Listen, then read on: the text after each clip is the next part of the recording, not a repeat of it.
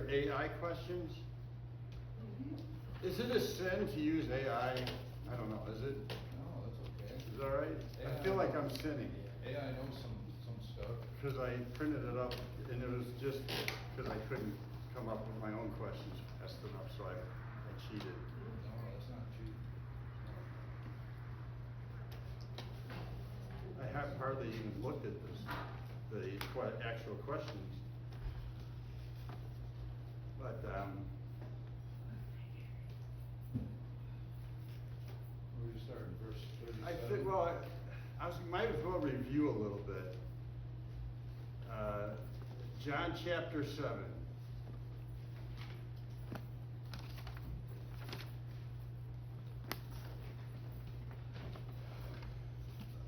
In this chapter, everybody has an opinion. You notice?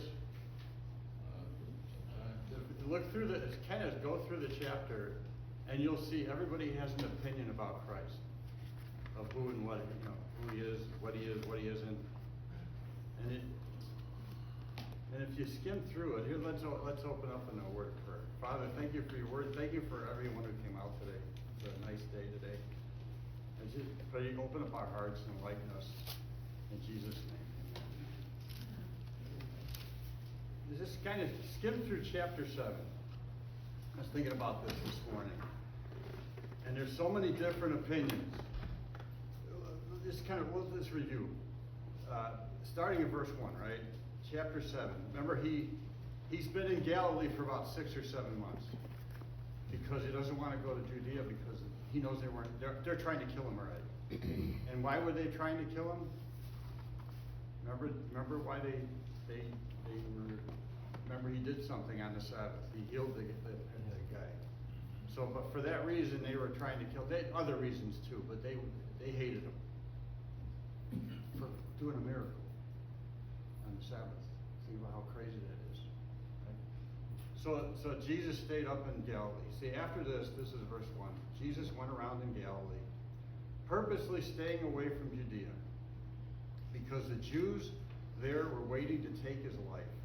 And remember, this is 7 months later, and they still want to kill him.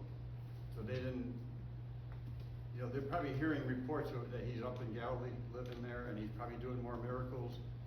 And they have so much hatred. Even if he's out of sight, they still want to get him. Yeah. So, but when the Jewish Feast of Tabernacles was near, we talked about that last week. Jesus' brothers said to him, kind of an opinion, right? What his brothers had of him. Mm-hmm. You ought to leave here and go to Judea so that your disciples may see the miracles you do. No one who wants to become a public figure acts in secret. Since you are doing these things, show yourself to the world. His brothers, for even his own brothers, didn't believe in him. But they saw the miracles. They wanted him to go do miracles in Judea so he'd become popular. But they weren't believers. They didn't have any trouble with his miracles, though. What were they thinking? You wonder what was their opinion of him. They weren't believers, but they believed, they saw the miracles that he did. Yeah. Because he wanted them to go down in Judea to do them. Yeah. So, and then some people think they were hostile toward him, saying, "Why don't you go down there?" Because they wanted to put him in danger. I don't think so. I don't think they understood what was going on. Right? Do you guys think that? Yeah. So verse 6. Therefore, Jesus told them, "The right time for me has not yet come. For any time is right. For you, any time is right. The world cannot hate you, but it hates me because I testify that what it does is evil." Why is the world evil? Why is the world evil? What the world, remember we were talking about the cosmos, the world system, some theologians call it the cosmos diabolicus, the satanic system. And why is a satanic, why is this world system that we live in Why is it evil? What's so evil about it? Satan is the God of this world. And why is that evil? Small g. And what does he do that's so evil? Why is his system so evil? Because they're godless. Because he's against God. He's against God. Yeah. In what way? Well, It's true. He is. He's against God, and it's godless. That's Right, true. Right. And that's why it's evil. Well, in what way is it godless? In what way is it against God? Mm-hmm. Well, because going back, in heaven, he wanted to be in charge, Right. and The world. What isn't religion part of the world system? yeah, Politics, power, pride, arrogance. When God, Satan's his sin, his original sin, Mhm. let's say, yeah, was he wanted to be God. yeah. And so his system is based on him being God. No, he wanted to be over God. Well, it's the same thing. He wanted to be God. He wanted to be right. So he declared war on God basically. He wanted his place. And Jesus had that same problem on earth, because the Sadducees and the Pharisees, they were in charge, and they were thinking, if this guy's going to be doing all these miracles, we're going to lose our status, and he's going to be in charge. Everything that Jesus said, Yeah. everything he did was a threat to them. Yes. And that's why their only option was to kill him. Right. They couldn't argue with him. They couldn't debate with him. They couldn't outperform him. Yeah. So their only option was to kill him. But back to this world being evil. Mm-hmm. You think Satan's original crime was he wanted to be God. He still wants to be God. Yeah. So the world system is a system that Satan put in place because he defeated Adam, and his system is based on him. He's the God of this world. So how is this world system conducive to that, for Satan to be God? Right? You think about it. How is it? One thing another thing, he's the great deceiver. Right? He deceives people. What was that verse in, Brian, you're good at Dave, you're good at this too, he's blinded the minds of those who believe less the. Yeah. What verse is that? Mm. Oh, that's, Mm. in, 1 Corinthians 4:4. There you go. Let's look it up. Thanks, Brian. Could always count on you.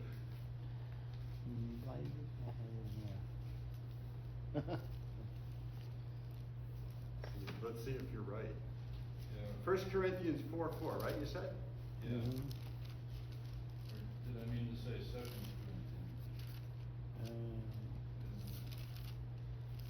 No, maybe it is 2 Corinthians. Yeah. It would be 2 Corinthians. 4:4 though? Yeah.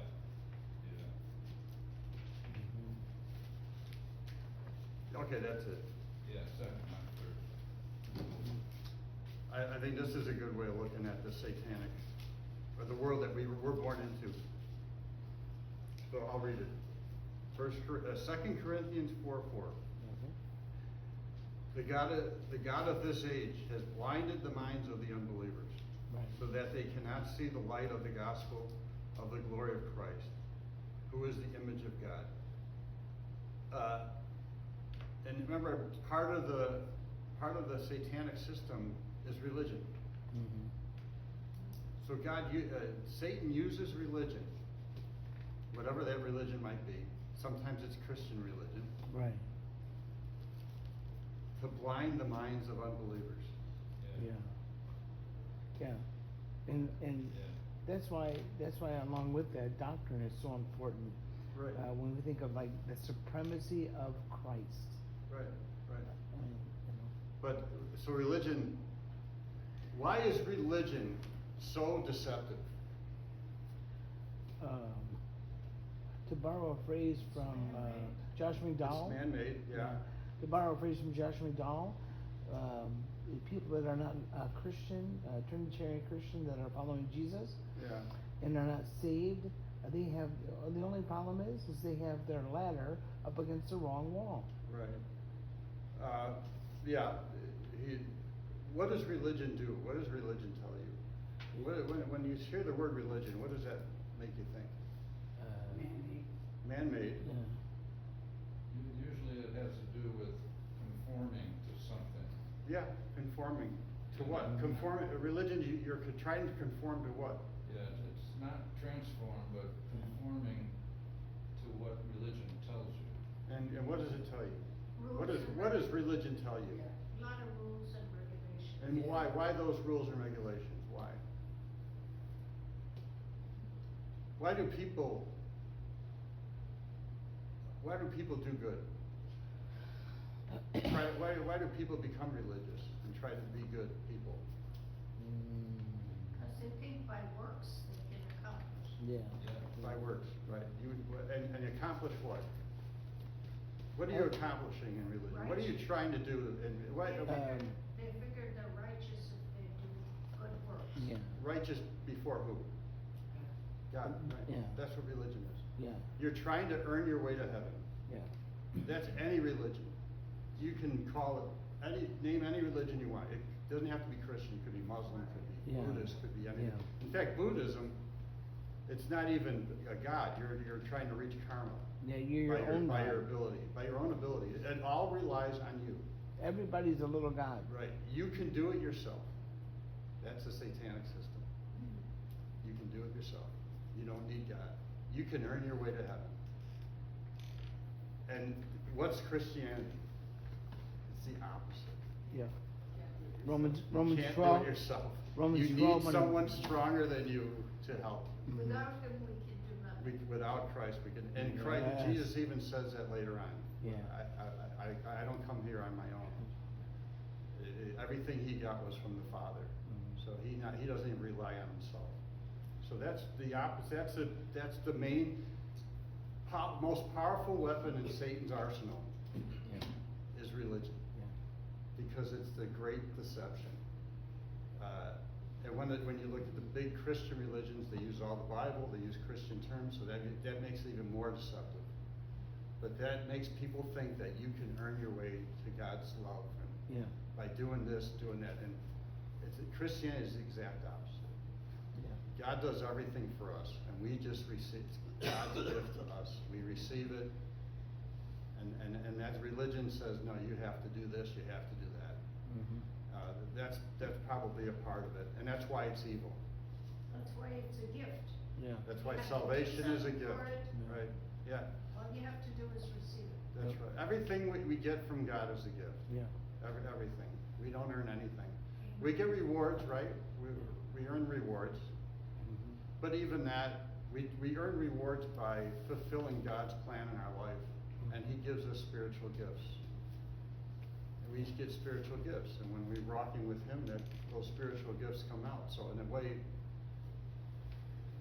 it's almost like, again, He's giving us stuff. So And then Romans 12 reminds us that we should renew our mind and be transformed Yeah. away from that worldly image, and what we should be transformed to is a pattern of God's will. it's our nature. That's part of our fallen nature. Our fallen nature is the opposite of Christianity. Yeah. And that's why if we don't study God's word, we're gonna just naturally think the way our fallen nature thinks. Yeah. Yes. So we have to feed one or the other. Mhm. And if we stop feeding it, our spiritual nature, it's gonna starve. Yeah. Yeah, you'll drift back to Yeah. to what you were formerly. Yeah. Right, yeah. We will. Yeah. We think we won't, we will. Yeah. It's, don't underestimate the power of our sinful nature. Yeah. Don't try to fight it yourself. You'll always fail. Yeah. We're born again, and we have two natures. And both natures are alive and well. One didn't die. Mhm. It's right there with us the rest of the way, until we leave this world. But don't try fighting it on your own. You're always gonna fail. You'll just get frustrated. You need to rely on God's power. Yes. So, back to John, chapter 7. The world cannot hate you. Satan, his members, they're deceived. He doesn't hate them, he just wants to keep them in their place.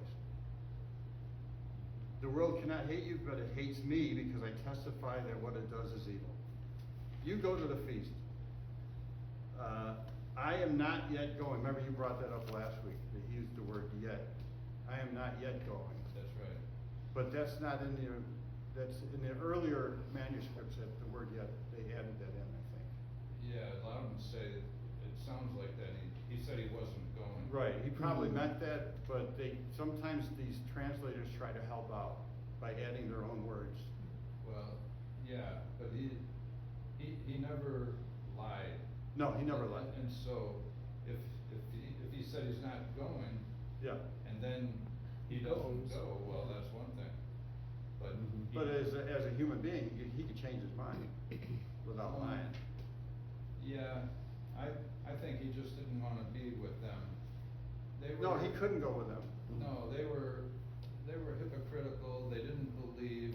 It's just like people going to the temple, majority of them really didn't believe, they were just doing it. I'm a little bit more gracious to his brothers at this point. Yeah. I don't think they were hypocrites, I think they were straightforward. They were thinking logically like any unbeliever would think. They didn't understand the ramifications. Yeah, they might have been doing it out of obedience, and this is Or what we just, do. I thought they thought it was a good idea. You know, he's doing all these miracles, go up there and you wanna become popular. Yeah. They wanted him to become popular. Yeah. Maybe they thought he might have been the Messiah, they're not sure. You know, but remember, they were believers eventually. They were at Pentecost. Well, there was they were being somewhat cynical with it. At this time, maybe cynical, I'm not even sure about that. I think they were just thinking this makes sense. Well, they knew they were gonna kill him, that they wanted to. and yet- Yeah, and that I'm not sure, yeah, maybe, And yet he's sending them in that you're direction. probably right there, you're probably right. So, They should have known better, right? they should have known better. Yeah. So, okay.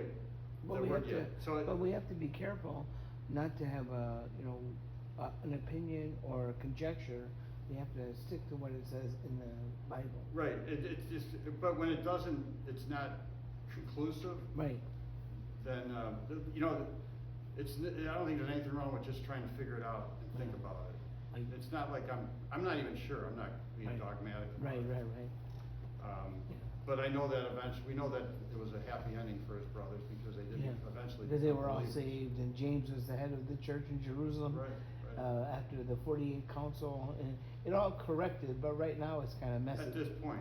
Yeah. Yeah. So you go to the feast, so Jesus tells them, you go to the feast, I'm not yet going up to the feast, because for me the time has not yet come, and we talked about his time has not yet come. Right. And what's he talking about there? The cross. Most people believe he's Yeah. talking about his upcoming death, Crucifixion. Yeah, and which no one knows anything about at this time. no, He knows what's coming. Mhm. no, Think about that. You know what's coming, yeah. and you got 6 months to think about it. I mean, he knew that from the very get-go, what he was coming to do. Yeah. Talk about a strain on your nervous system, Yeah. you know? Yeah, there were still several different indictments that were being made against his family. Well, they thought he was crazy at one point. Well, I yeah. figure it was in Mark or something, they thought he was out of his mind. Yeah. They couldn't figure, they didn't know, maybe God Yeah. didn't reveal it to them at this point. And even Jesus said, "Who are my brothers?" When his mom came looking. Yeah, he even questioned his mom, "Who is my mom?" Yeah. Right, And right. And so the whole family was being, Jesus said, yeah, that's when they were mourning, and they would hire mourners to go in, and they're all mourning. And they said, "Hey, your brother and sisters are outside." And he said, "Well, who are my brothers and sisters?" Okay, yeah. And he was relating those that he was with, his brothers. Yeah, he was making a point. Not his half biological family. Was it in but wasn't also in some, I forget, wasn't it in Mark where his family was outside? Yes. And Yeah. Cause then it said right in text that they Yeah. thought he was out of his mind. Yeah. I thought that was in Mark, I'm not Well, sure. other people were saying he's out of his mind, yeah. Yeah, but his family was saying it too. Yeah, his own and- family at Yeah. that point. Well, even his, I think his family was there when he went to the hometown synagogue, and they laid hands, and he was reading Isaiah, and they physically dragged him down. Right. And they all laid hands on him, they dragged him through the street. Right. I mean, even in John here, they try to seize him a couple times, Yeah. and they don't. So, No. some kind of supernatural protection, I'm not sure. Yeah, So. yeah, it wasn't his time yet. So, okay, back to John, back to the text. Verse 9, having said this, he stayed in Galilee. However, after his brother had left for the feast, he also went. Not publicly, but in secret. And he went in secret by himself. If he went with his brothers, they didn't just go, it wasn't just his brothers going, it was a whole group of people. They went with a big caravan of people. Right. So Jesus would have gone with them. So he went by, apparently by himself. He went in secret. And at the feast, the Jews were watching for him, asking, where's that man? So among the crowds, there was widespread whispering. Remember, he's talking about opinions, right? His brothers had an opinion of him, not 100% sure what it was, but they weren't believers. Now the crowds there was widespread. Remember, it's a huge crowd. This is a feast of Tabernacles. A lot of people come from all over the area. Yeah. So Jerusalem's pretty crowded at this point. Just like at the Passover. This is one of the biggest celebrations and a joyful celebration, Feast of Tabernacles. This is not a bad, people are there for good reasons. They're enjoying themselves. So among the crowds there was widespread whispering about him, and some said he is a good man. So there's one opinion, he's a good man. And the word whispering means grumbling. I don't know if it's grumbling, but. So others replied, no, he deceives the people. There's another opinion. But no one would say anything publicly about him for fear of the Jews. And we talked about how the Jewish rulers dominated the people so much that they were even afraid to say things publicly. Yeah. And I mentioned the Soviet Union especially during the purge or whatever, when Stalin, people would whisper. They would be afraid to open their mouths publicly because someone could come to their house and knock on their door. It was a knock on the door. That's what it was during the Soviet Union. That dreaded knock on the door because your neighbors would have told on you or something, and then you'd never be seen again. So everybody was in fear. And even after the fall of the Soviet Union, like in what 80 something, right? For many years after that, people would still whisper in public. They would still have an ingrained fear in them. And these people have this fear of saying things publicly because they're rulers. That's the attitude of the rulers. They weren't worried about the welfare of the people. They wanted power. So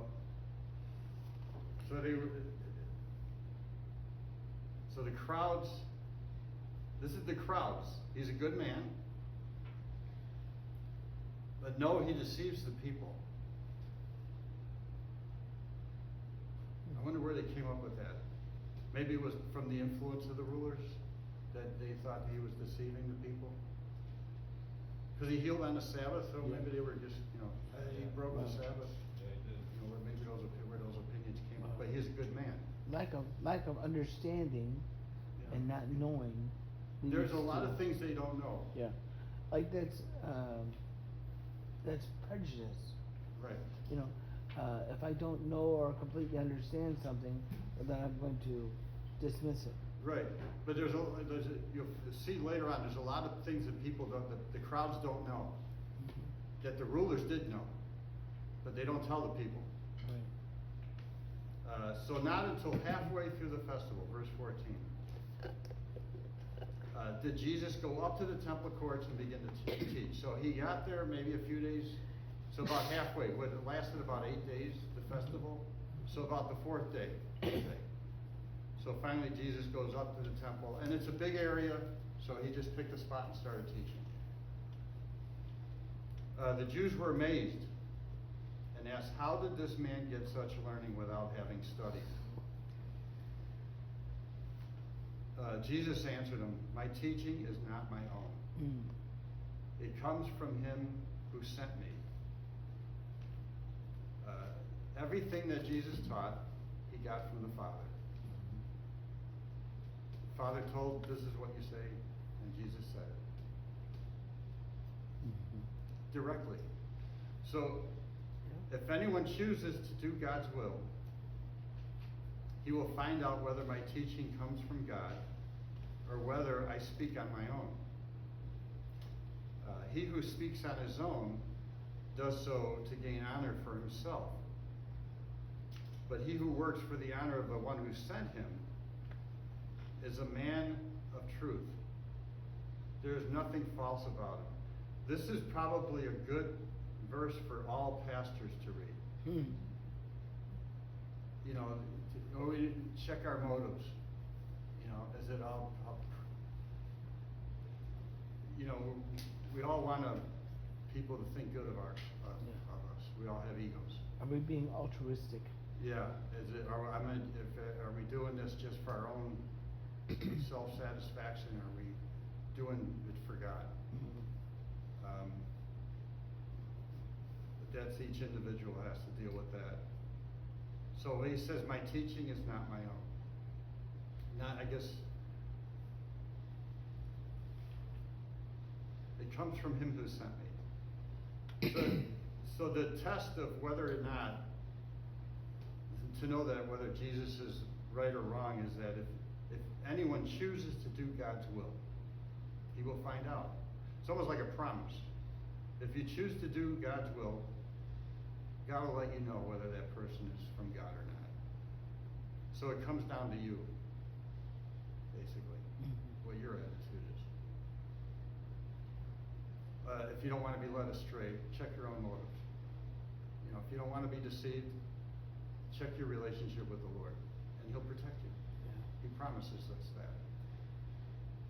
So, has not Moses given you the law? Now, I think now he's addressing everyone.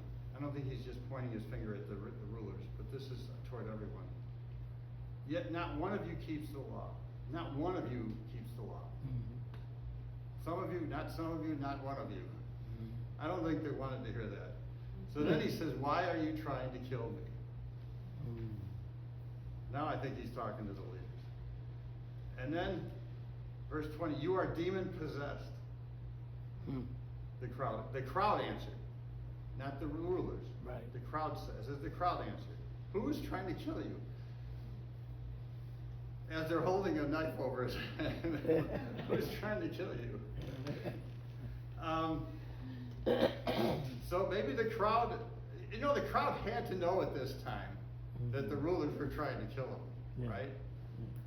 So I think the crowd they're not very positive, let's say, Right. at this point. So Jesus said to him, "I did one miracle, and you are all astonished. Yet because Moses gave you circumcision, though actually it did not come from Moses, but from the patriarchs, you circumcise a child on the Sabbath." And we talked about this last week. The circumcision came, 400 years before the law? Yeah, that's what we were talking last week. Right. Yeah. So circumcision is more important than the Sabbath is the idea. So they were wrong either way, about the circumcision. But he did one miracle. So that was the miracle we're talking about again. He's talking about when last time he was at the Passover, 7 months earlier, and he healed the man at the pool of Bethesda, and he told him to go sin no more. That's the miracle he's talking about. This is the one they started aiming his accusations at him. And that's when it said, I think that's the first time it said they wanted to kill him. So that's what he's referring to here. 7 months later, they still want to kill him for this. They got dirt on him, let's say, and they're gonna run with it. So I did one miracle, and you're all astonished. And then he goes on to talk about how this circumcision overrules the Sabbath. So stop judging. So yeah, he says, circumcision overrules the Sabbath, but healing the whole man doesn't. Yeah. So if circumcision is more important than the Sabbath, surely healing a person is more important than the Sabbath. I guess that's the argument, right? So stop judging by mere appearances and make a right decision. They were wrong, even legally they were wrong, because it was, by law, circumcision was to be performed on the Sabbath. And they knew this. But they caught him doing healing on the Sabbath. So at that point, some of the people began to ask, here, some more opinions. Isn't this the man they were trying to kill? And here he is, speaking publicly. And they are not saying a word to him. So have the authorities really concluded that he is the Christ? So why, they know, see now they're surprised they're not, so they knew they were trying to kill him because they're surprised that they're not trying to kill him at this point. So they weren't as ignorant about what was going on, the crowd. Maybe his brothers were because they were up in Galilee. Maybe the people who lived in Galilee didn't understand all the dynamics of what's going down in Judea. Because remember, he had Samaria between them. So it wasn't like they were right next door. There was a big area that was no man's land between Galilee and of course the people in Judea kind of snubbed their nose at the people in Galilee, or the people in Judea looked down on the people in Galilee because they weren't closer to God, I guess. And also they talk about the accent. They had a different accent. So if you were from Galilee, you came down to Judea, if you open your mouth, they know that you were from Galilee. They had a different accent. This is like if someone was from Kentucky came up here. So actually this is where we left off last week. Okay.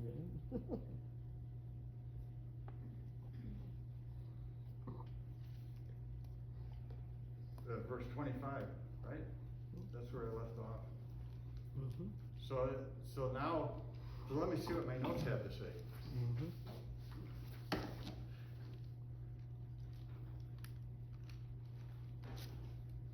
It says pretty much what I just said. So that's good. Yeah. So here he is speaking publicly. But we know verse 27, but we know where this man is from. When the Christ comes, no one will know where he is from. That's not really accurate. But that's what they thought. What they said, it says, if he's the Messiah, it says no one will know where he is from. But that's not true. That's not scripturally true. But I think because of what's going on at this point, because the Jewish rulers were not teaching their students. The Pharisees and the people were pretty ignorant. And I guess because of the neglect of studying or being taught by their rabbis, that's probably what they thought at this point. Yeah. That no one was going to know where the Messiah was coming from. Yeah. But that's what I mean. The crowd's ignorant because the Jewish rulers want to keep them ignorant. And that's another aspect of religion. The religious leaders don't want the congregation to know too much. Mm-hmm. Yeah. Yeah, Didn't they say that no prophets came out of Galilee? And I think there were They four. said that there are 4 of them, right? I'll get to that too. Yeah, maybe there were 5. There are actually 4. Well, Okay. listed 4 that I have. Maybe there were more. Yeah. Okay. But that's what their arguments, and they know better. They know. Yeah.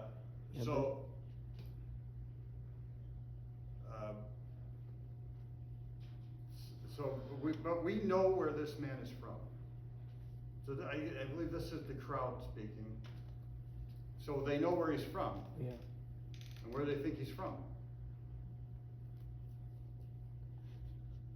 Well, if they're going to the biological birth, it's saying, Definitely. there's different ways I think they were looking at that. Where is he from? Yeah. We Where do you know- think the crowd is saying this? Where do they think? They know where he's from. They said. Where's he from? Yeah, He's I don't know, he's Bethlehem? From Galilee. From Galilee. Yeah. He's from Nazareth. Yeah. That's what they know. Yeah. That's what they know at this point. Yeah. They know nothing, they don't know about Bethlehem. And that's because they know Joseph and Mary. Right. Oh, yeah. That's what they know. Yeah. They're speaking about what they know. Yeah. But you said they know nothing of Bethlehem? They didn't know. The crowd didn't know at this time. The Jewish rulers knew. Yeah. Yeah. They knew exactly where he was from. Well, Yeah. yeah, They did. They told Herod where he was from. yeah, and, yeah, if you're going back to the house of bread then, Yeah. Right. yeah. Right. Yeah, that's what I was thinking. So then verse 28. Then Jesus, still teaching in the temple, cried out. You know, he's not so secret anymore. Yes, you know me, and you know where I'm from. I am not here on my own authority, The gig is up. but he who sent me is true. You do not know him.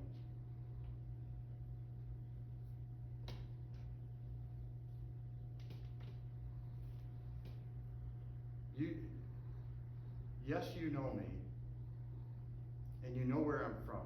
So I guess he's acknowledging that they know he's from Galilee, Mm-hmm. but he's not talking about the other part of his virgin birth and everything.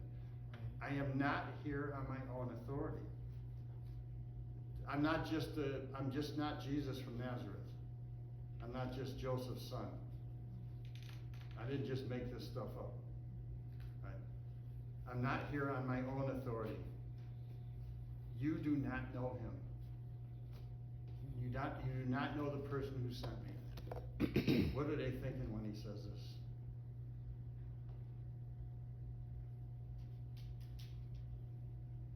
But I know him because I am from him, and he sent me. He either thought he was confused or crazy. I think they understood what he meant. Oh, yeah? I think they did. From heaven? I think when he says, you know me, you know where I am, I'm not on my own, you know who sent me, I think they know who he's talking about. It's because I know him, I know God, Mm-hmm. because I am from God, and he sent me. I think they know what he means. Oh, and then this is. I'm putting my own words, but I think they know, because what do? At this, they tried to seize him. Right, because they wanted to accuse him of blasphemy. Right, so I think they knew what he was talking about, at least the crowd at this point. But no one laid a hand on him because his hour had not yet come. They wanted to seize him right there and then. So I think they understood what he meant. Still, verse 31,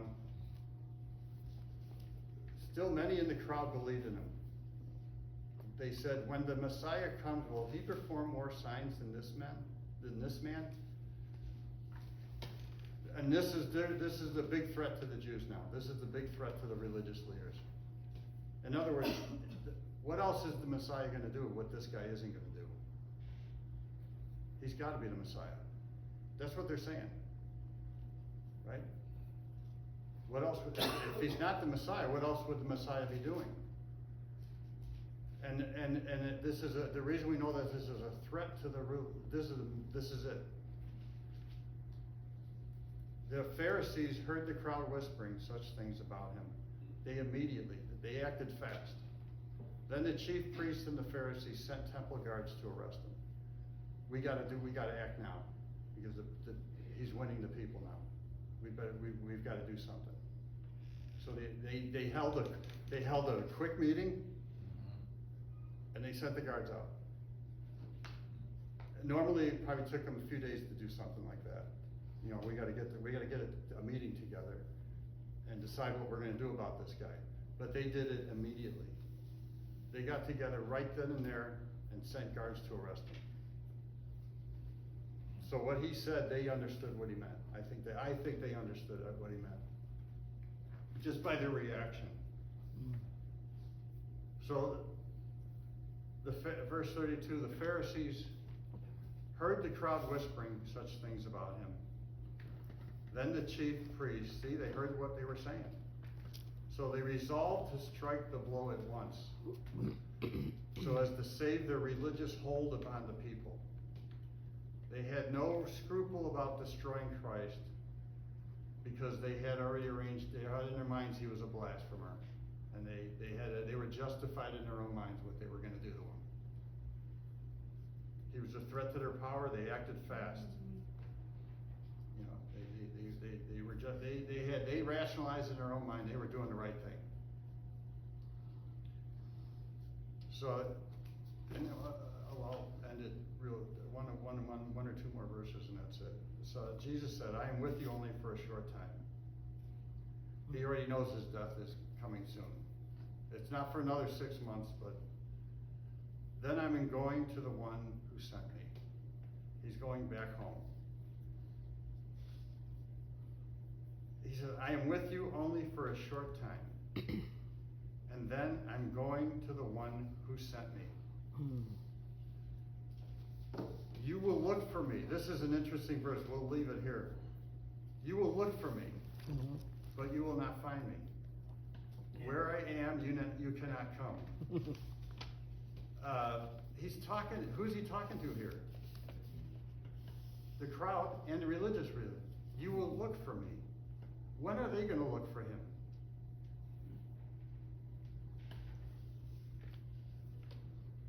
When are they gonna look for him? You will look for me, but Yeah. you will not find me. He's talking about after, I think he's talking about, he's gonna die, right? Yeah. He's going back to the Father. Yeah, But he says, you will look for me.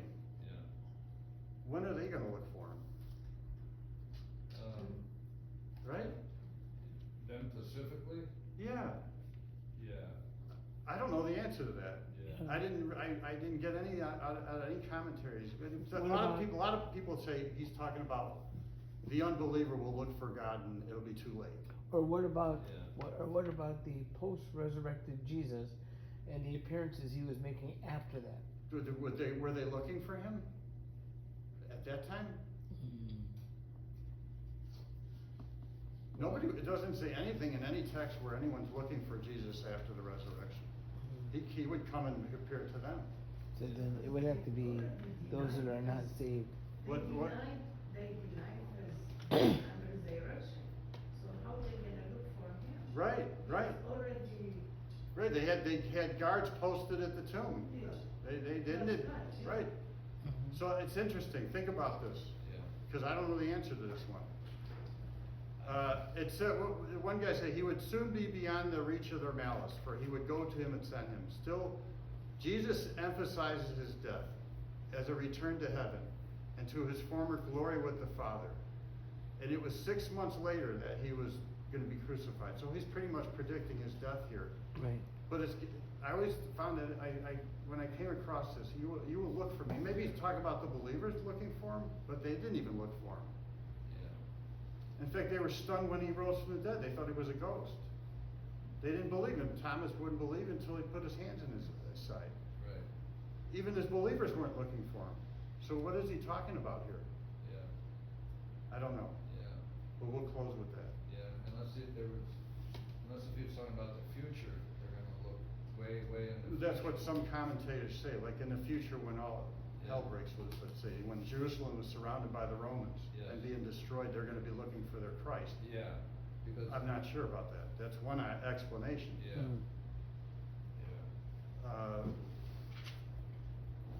I'm not sure. Could he be referring to after he was crucified? Yeah, I think that's what they're talking about, but were they looking for him? They would say, you will look for me. They already don't believe he's. Right, they were trying to prevent the disciples from making up a story about the resurrection and guarding the tomb and things like that. So I'm not sure I'm not 100% sure what he means by that, you will look for me. Yeah. So you guys can think about that this week. And come up with an answer for me. for the next 2 weeks. Yeah, next 2 weeks, okay, then, yeah. So, we'll close it there. Father, thank you for your word. Sometimes it leaves us more questions than answers, but we have our own teacher living within us, the Holy Spirit. We thank you for this. We thank you for your word again in Jesus' name. Amen. Amen.